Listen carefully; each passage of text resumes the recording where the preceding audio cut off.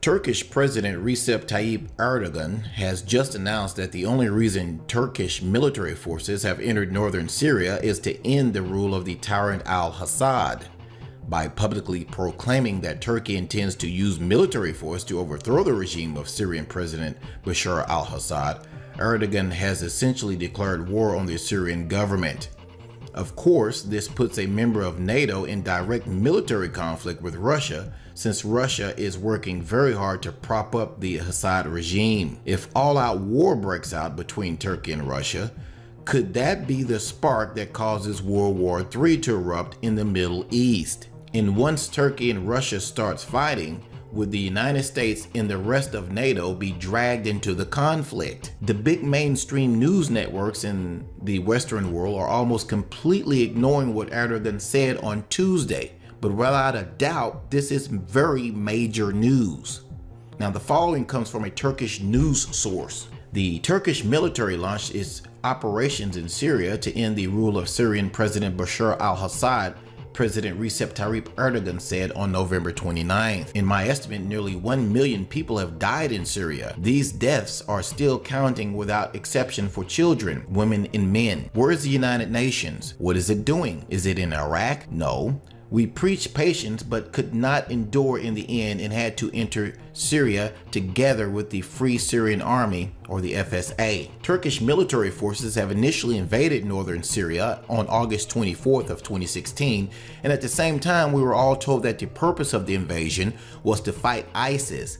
But now Erdogan is telling us something completely different. Breitbart is one of the few U.S. news outlets, or major news U.S. outlets, that's reporting on this story at all. Now, if the Turkish military is only in Syria to end the Assad regime, then presumably they will stay there until they get the job done. And this puts Turkey into a direct military conflict with Russia, Iran, and Hezbollah, since all three of them are already fighting very hard to help the Assad regime. Of course, there's another reason why Turkey is in northern Syria, and that is to fight the Kurds. In fact, the Kurds in Turkey are both rushing to capture a little city northeast of Aleppo called Al-Bab, which is currently controlled by the Islamic State. But most people in the Western world don't know that Turkish soldiers are already dying in Syria. Here in the United States, tens of millions of Americans are hailing a new era of peace and prosperity now that Donald Trump has won the election. But the truth is that one false move in Syria could easily rouse tensions between the United States and Russia to the highest level that we have seen since the Cuban Missile Crisis back in the 1960s. If Erdogan would have just stayed out of Syria, we wouldn't be in such a perilous situation. Unfortunately, the president of Turkey is a narcissistic lunatic, and he dreams of a day when the old Ottoman Empire will once again be restored. But his delusion of greatness threatened to make the Middle East even more unstable than it already has been.